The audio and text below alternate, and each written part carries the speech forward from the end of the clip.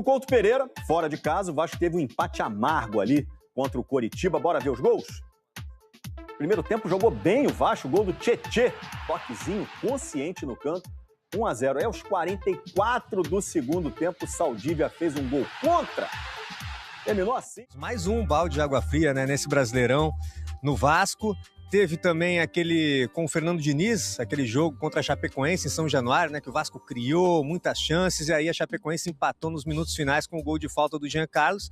Com o Renato Gaúcho, aquele empate no Mineirão contra o Cruzeiro, nos minutos finais também o Cruzeiro empatou. O Renato valorizou, como você falou, esse 1 ponto, mas ficou aquela sensação, né, que o time poderia ter ganho. O Renato destacou a boa atuação do Vasco no primeiro tempo.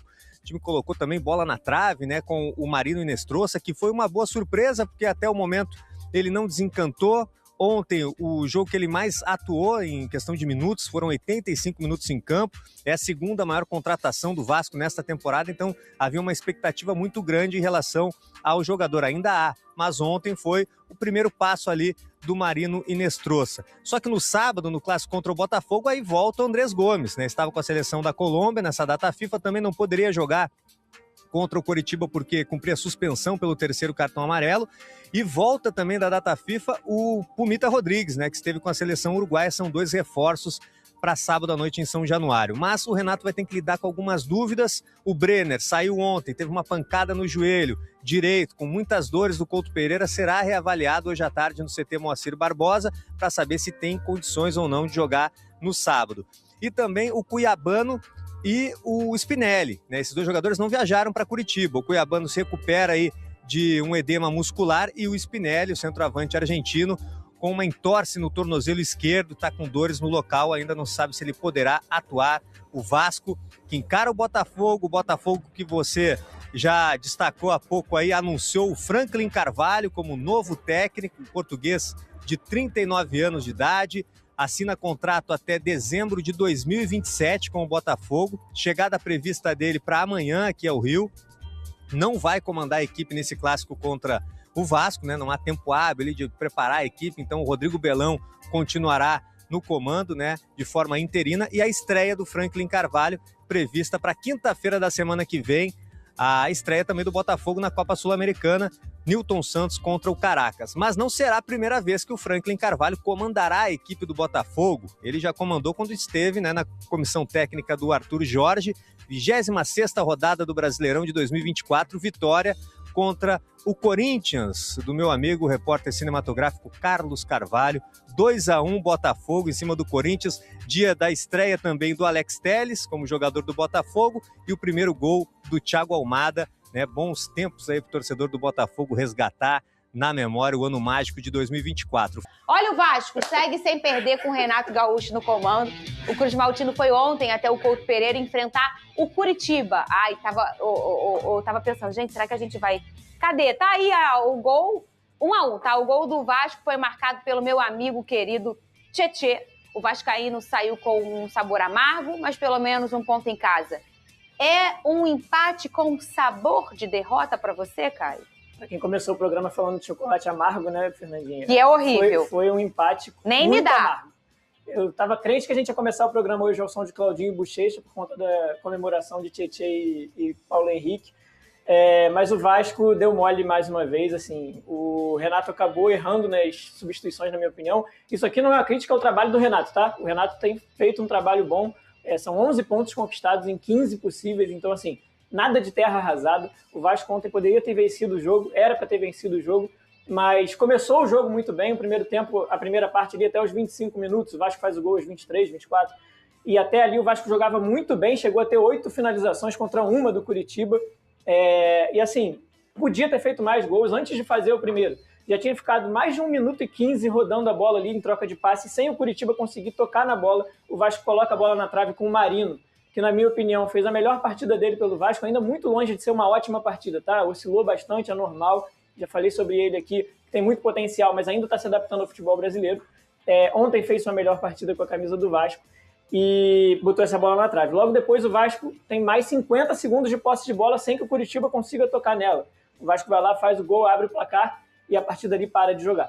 E aí o Vasco abre mão do jogo o Curitiba vai se sentindo muito à vontade na partida. No primeiro tempo nem chega ao gol do Léo Jardim de forma mais perigosa, a não ser numa saída de bola do Hugo Moura, que ele acaba perdendo ali, na minha opinião, sofreu a falta, o juiz não marcou. O Curitiba chegou ao Léo Jardim e no segundo tempo o Vasco deixa o Curitiba muito à vontade, muito também por conta de Lucas Ronier, Vender. É muito bom jogador, o menino do Curitiba, fez um salseiro do lado esquerdo da zaga do Vasco e o Curitiba acha um empate ali merecido, porque construiu para isso no segundo tempo. Fica de lição, Fernandinha, só para fechar, o elenco do Vasco. O elenco do Vasco é muito curto. Como eu falei, o Renato até fez escolhas questionáveis. O Renato termina o jogo ontem com Rojas no banco, Adson e JP, que na minha opinião poderiam ter entrado. E ele insistiu no Matheus França, colocou o Brenner também, 2 jogadores que não têm feito boas partidas com a camisa do Vasco. Podia ter sido bem melhor, mas é isso. Vamos lembrar primeiro uma coisa pro torcedor vascaíno. No Campeonato Brasileiro, não é a Europa não, tá? Mas aí um time que tá mais para baixo, um time que tá mais... Todos os times são... Você vai ver o último vencendo do primeiro, o primeiro vencendo do segundo e perdendo pro último. Isso é o Brasileirão. Também não vão pirar achando que ele vai ganhar até o final. Não vai, tá? Segue invicto aí, porque empatou, mas não vai ganhar até o final. Agora vai começar a brincadeira. Essa semana já tem Sul-Americana, na outra semana já tem Copa do Brasil. Mês de abril com agendinha tripla. Copa do Brasil, Sul-Americana ou Libertadores, para os clubes que estão, e Campeonato Brasileiro. Então, calma.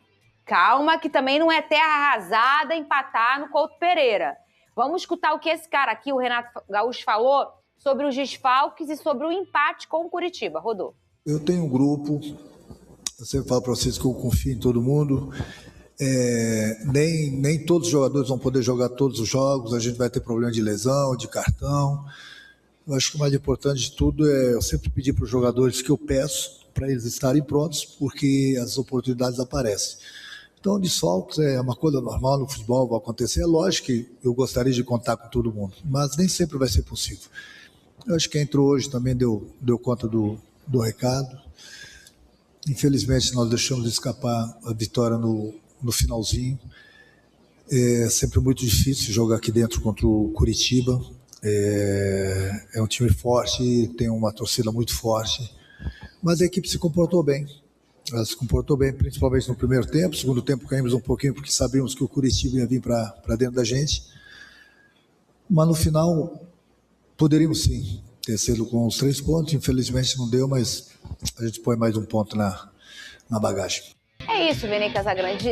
E muitas vezes acontece isso. Você joga mal e vence. Você joga melhor e empata ou perde. É do futebol e, sobretudo, brasileiro. Fernandinha, eu entendo o sabor amargo do empate, o sabor de derrota, pelo gol sofrido nos minutos finais. Sim. Porque se a gente olhar os 90 minutos, o resultado foi extremamente justo. Porque o Vasco não fez uma partida para vencer o Curitiba. E mesmo assim, eu acho que o torcedor vascaíno ele pode ficar tranquilo em relação a esse resultado. Primeiro, entrou em campo sem os seus 2 principais jogadores atualmente, Cuiabano e Andrés Gomes. Segundo, enfrentou um Curitiba dentro da casa do Curitiba, que é uma equipe muito boa, está fazendo um bom início de campeonato brasileiro. Então, torcedor vascaíno, tenha calma. O resultado em si fica aquele sabor amargo de derrota pelo gol sofrido nos minutos finais ali, quando o jogo estava acabando. Mas o resultado em si foi extremamente justo pelo que as 2 equipes apresentaram. Sobretudo no segundo tempo. O Vasco foi muito mal no segundo tempo, por conta também das substituições do Renato. Mas também não é para crucificar o Renato agora, pelo contrário. A gente pode ver aí na tela, na arte bonita, Renato segue invicto no Vascão. É para o torcedor olhar para o lado positivo, o copo meio cheio, a olhar para o lado negativo, o copo meio vazio. Muito bem, olha, ontem, muita gente não falou disso, mas a gente aqui vai falar. Que show a torcida do Vasco deu ontem no Couto Pereira. A gente tem mais imagens aqui que foram enviadas pela Força Jovem do Vasco e também pelo @MoneGatoFC. MoneGatoFC, é isso? Muito bem. Tá aí, o Caio, e fez até uma filona para entrar, né? A torcida do Vasco compareceu e fez show lá no Couto Pereira, né? Fernandinha? É bom que a gente mostre essas imagens aí em quadro aberto, né? 3 andares lotados da torcida do Vasco no Couto Pereira, numa quarta-feira à noite, não era feriado, era dia normal de trabalho, assim, estádio completamente lotado pela torcida do Vasco lá em Curitiba. Então, muito importante que a gente valorize aqui e aplauda a festa que a torcida do Vasco fez ontem. A torcida dos clubes cariocas, do Vasco também, é uma torcida nacional, né? Então, sim, qualquer canto do Brasil, lá no norte... Daqui a 10 dias o Vasco está em Belém. E aí vai parar Belém. Isso aí é uma certeza que a gente tem. Renato, boa noite. Lineker Bionde, canal A Hora do Vasco. Eu fiz uma entrevista com o Pedrinho na chegada do Vasco aqui em Curitiba. Ele falou que confia no seu planejamento para qualquer fim de outras competições. Após o Botafogo, tem a estreia do Vasco na Copa Sul-Americana. Eu queria saber se você já definiu se vai com um time alternativo, se vai com um time principal, com força máxima ou não. Olha, com todo respeito à pergunta, eu estou pensando já no jogo do Botafogo. Não adianta eu ficar pensando na Sul-Americana, e nós temos um jogo importante pelo Campeonato Brasileiro contra o Botafogo. Aí depois eu decido qual é a melhor opção, até porque a gente tem um jogo no sábado contra o Botafogo à noite. Domingo já temos a viagem para a Argentina. Na volta da Argentina a gente já tem um jogo, atravessar o Brasil para jogar contra o Remo. Então o desgaste ele é demais, Infelizmente ainda coincidiu com isso, jogar um jogo na Argentina e o próximo jogo ser em Belém. Então vamos com calma. Eu sempre falo para vocês que 4, 5 cabeças pensam melhor do que uma. Eu converso bastante com o Pedrinho, converso bastante com a diretoria. Pode ter certeza que a decisão que a gente tomar vai ser melhor sempre para o grupo, para o clube, entendeu?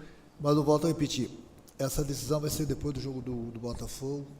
A partir desse momento aqui a gente vai voltar para o Rio de Janeiro e a gente começa a pensar no próximo jogo do Brasileiro, que é o Botafogo.